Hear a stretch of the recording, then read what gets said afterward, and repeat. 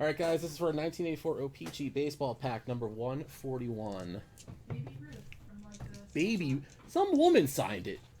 She even put her name on it. Ruth. Baby Ruth. Babe Ruth. Such a good movie. 5 on the random.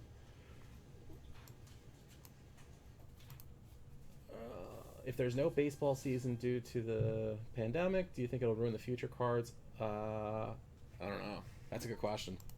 I don't know what it'll do to the card prices. I think you have to see a long-term 2, effect of 3, not having a 2020 season. 4, I don't think it would affect the cards too much. 5. I mean, this is a first. I mean, I don't know. So I mean, okay, so the older generation, maybe like before me, like, okay, so what happened in 1994 when the strike happened? Like, what happened to the prices back then? I mean, I was 10. I don't really remember baseball card prices back then. I was just simply a kid who used to collect cards. I wasn't really looking for like prices. I don't know what it did with packs. Yeah, in the last pandemic, it's kind of. Oh, I don't even know with with pandemic. So I'm just thinking of like when there was like a large period of not having games. So I'm thinking '94 with the strike. Actually, when tobacco cards came out, that was. Well, tobacco cards, yeah. That was a long time. That's a much different circumstance. Cards went south after the strike. Okay. I mean, this is a little different because it's a pandemic, but still, all right. Yeah, let me just email this. I think people are upset about baseball not resuming. It's America's pastime. I mean, it took 4 years for people to finally start coming back to the ballpark, and that was because of 2 people and a home run chase. Yeah, I feel like with the instead it's all money. It is money. And It's always kinda it's highlighted every work stoppage, every strike, every lockout is always due to money. Yep. Because the owners are billionaires, the players don't ever get enough, and then they fight. Alright. I mean, I remember it when I was 15 when the NBA had to go to 50 games because of a work stoppage. The NFL almost had one in 2011, and then that got stopped real quick because that would have caused serious problems. Yes. Otherwise, my kneecaps quiver every time I don't send a list. They should. Jesus, Emily. I thought you were so nice. All I right. want to program that in type. I know. I mean, we have to. All right. Spot number 1. Chris Gilmore's favorite player and a friend to Vintage Breaks, Dale Murphy. You change it from M80's email. Yeah, right.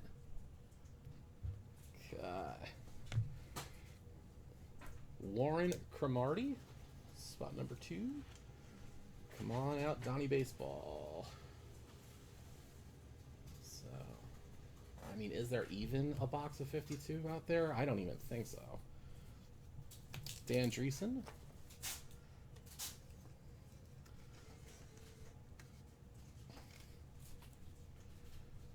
Yeah, who knows what's going to happen with baseball season, so...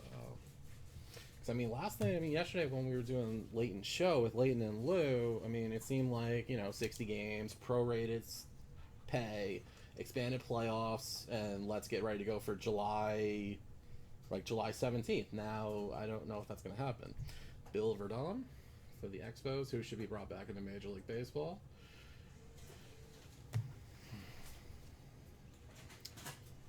Spot number 5, Pete Vukovich, who, if you ever watched the first Major League, was the first baseman for the Yankees, talking all that trash.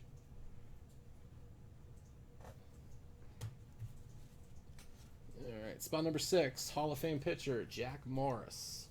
Gilmore, shine your eyes. Once pitched 10 innings in a World Series to beat his Atlanta Braves for the Minnesota Twins. Yes.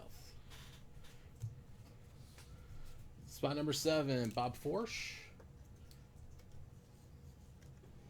Topps Mini with the worst, 86, 89. Yeah, that was my ages 2 through 5. So, how's your wife and my kid? That's a classic line. Hey Taylor, how's your wife and my kids doing? Randy Bush. I always love when they're trying to initially get the players and they call Lou Brown. It's like, hey Lou, this is Charlie Donovan from the Indians. How'd you like to feel about managing the team? I don't know, Charlie. I gotta call another a line for a guy who wants white walls. I'll call you later. Obviously, you know you take the job at the Indians. Steve Howe.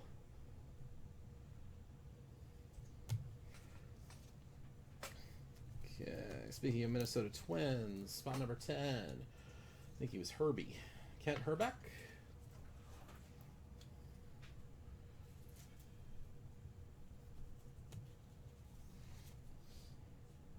Okay, spot number 11, Chet Lemon. Speaking of Minnesota, so Chef Ted Halson is sending me the Carolina Reaper. When I get it, I'm going to make some sort of announcement I'm going to involve you guys in this whole thing. This is going to be a Vintage Breaks thing, so stay tuned for that. It's going to be incentive.